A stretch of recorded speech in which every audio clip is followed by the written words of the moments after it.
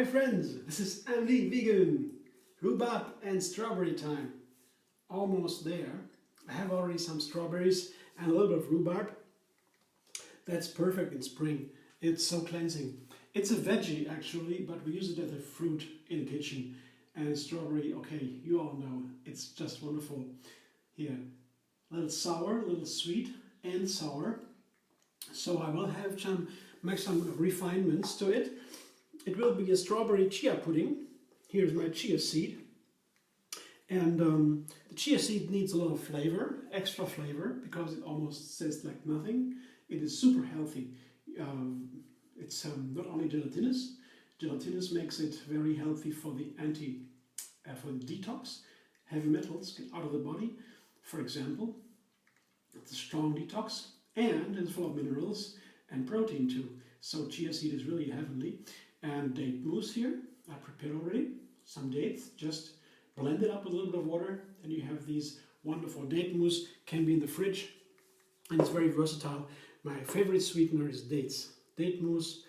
I could have used dates, but I have the date mousse still in the fridge, so it's easy. So that's for the strawberry chia part. I will make that first. So I just blend the strawberries. I have you see a handful or two handfuls of strawberries.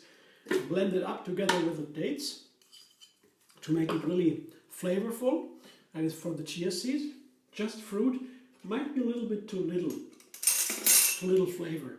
Chia really needs something, otherwise you won't taste it. That's not so nice. So I put just a lot. I mean, I have here 4 heaping teaspoons. It's a lot, but well, depends on how you want it, how much you want. I want it sweet. So I blend it up a little bit and then we'll see. Go on.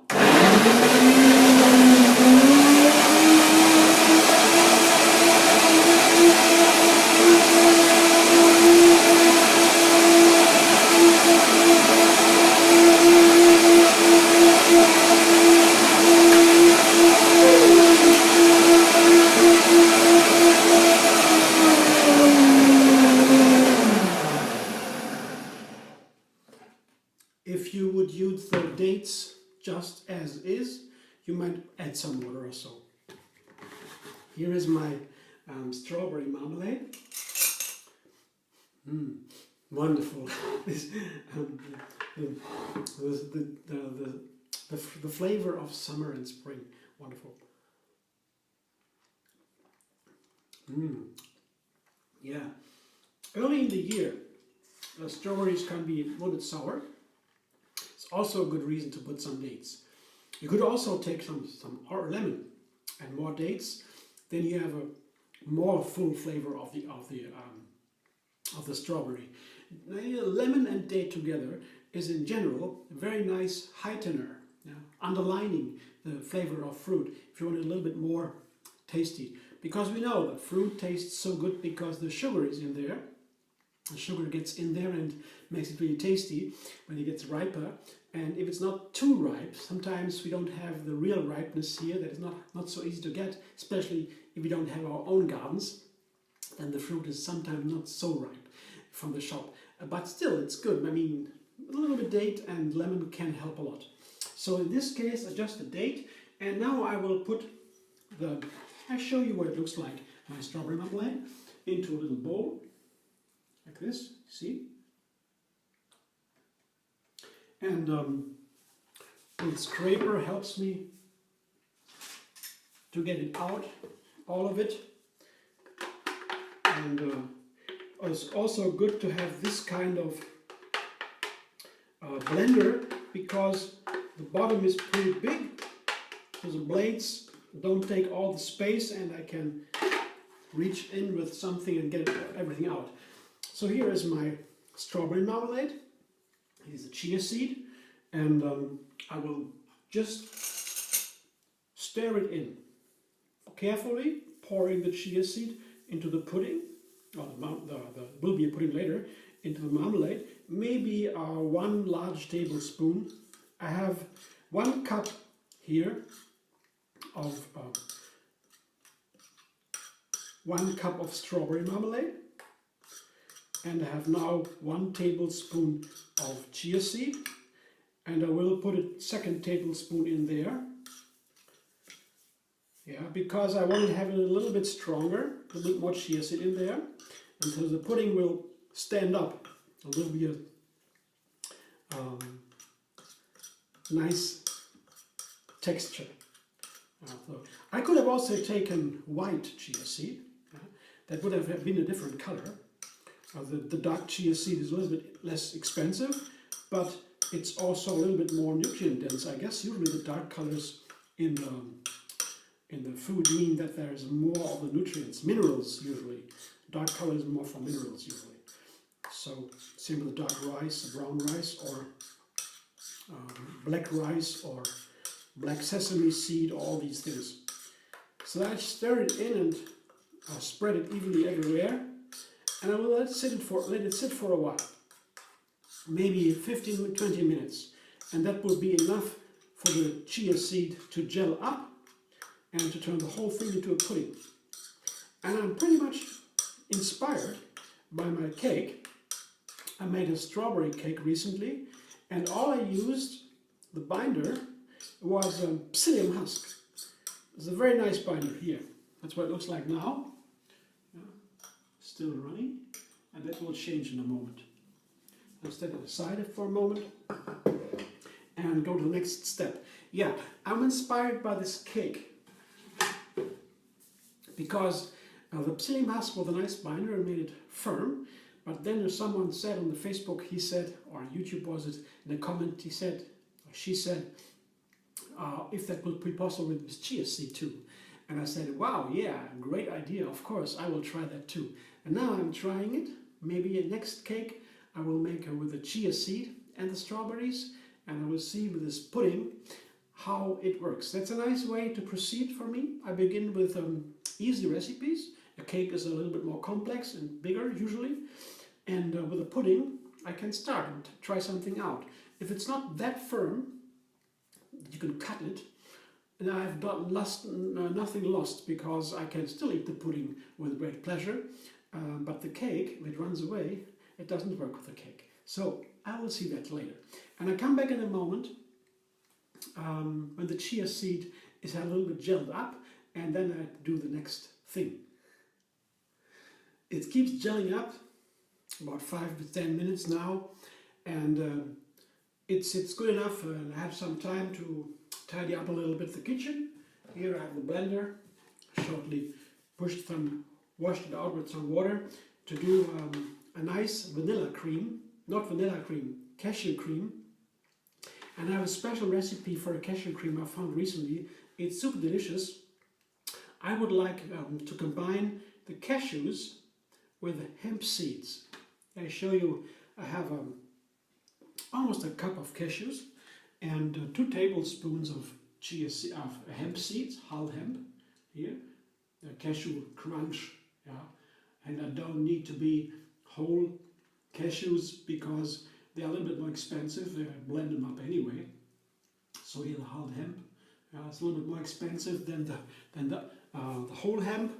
But the whole hemp is a little bit different. It's more nutty. It's a nice flavor, but it's too firm. For a cream, I wouldn't use the whole hemp. But the whole hemp is also very delicious. But together, yeah, the sweetness of the cashews and the slightly bitterness of the hemp, only to be a little bit, makes a wonderful cream, a wonderful flavor. And I will put the rest of my dates into this cream. Here I have my dates, my date mousse I showed you already. I take 1, 2, 3, 4. So the other half, I have 4 heaping teaspoons each. And some water, of course, I need. For the cashew cream is always some water needed. So 3 ingredients again: dates, cashews, and hemp. The water I don't count. The water is everywhere. It's basic. So let's see. Blend up.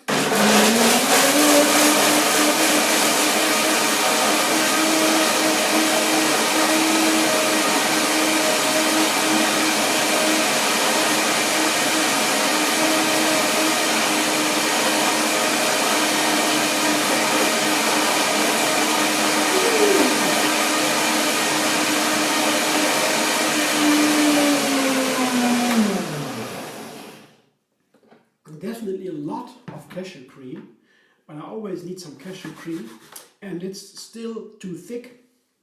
It's nice to begin with a little bit less water, then it will be easier to blend. It's faster, and it doesn't jump up so high in the blender. But now, once it's blended, I add some more water. And if the cashews are not soaked before, they will firm up a little bit later if the cream stands for a while. So it's good to put a little bit more water when the cashews have not been soaked. One more time.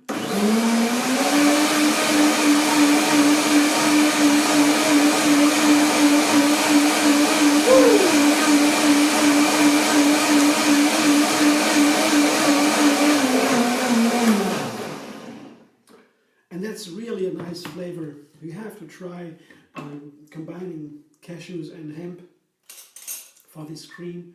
It's very delicious. I was surprised yesterday when I had a piece of my strawberry cake. I made a quick cream and I combined with the hemp, and it was very yummy. I taste it again. Yeah, really, it's not vanilla. Definitely not vanilla. You taste it immediately, but it's so nice to have this slight hemp flavor there. I'm really surprised. Shall I put that into another bowl to show you what it looks like and to use it later, as you will see.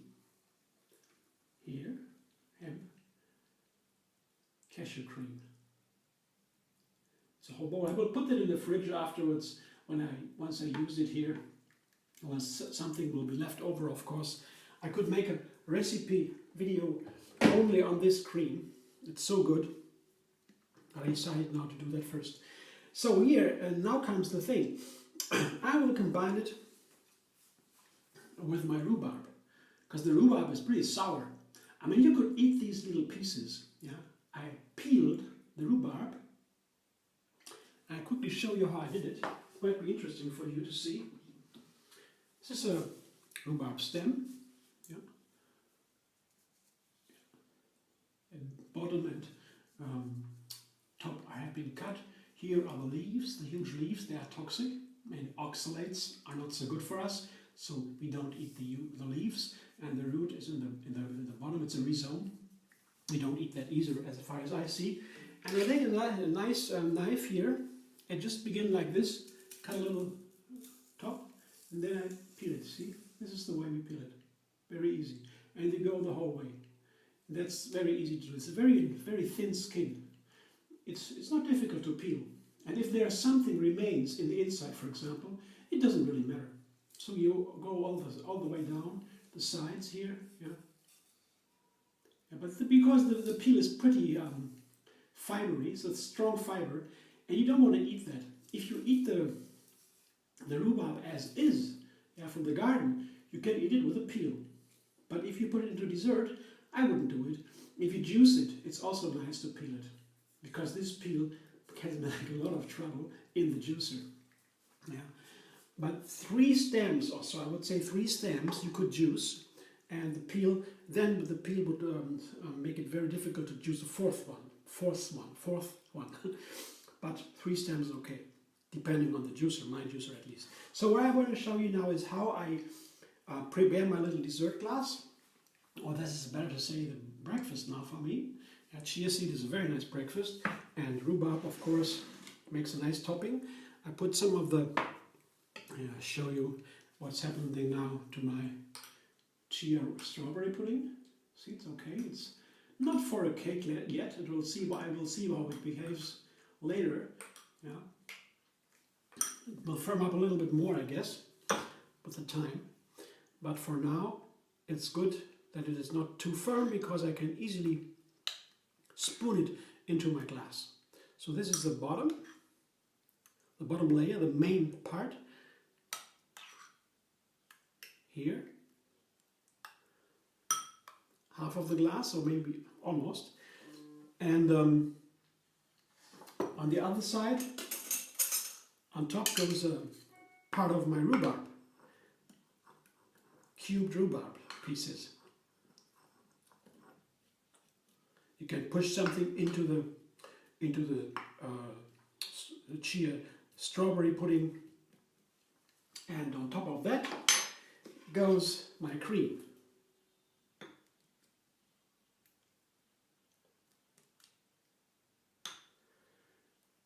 I would use a lot of cream for the rhubarb because it's sour.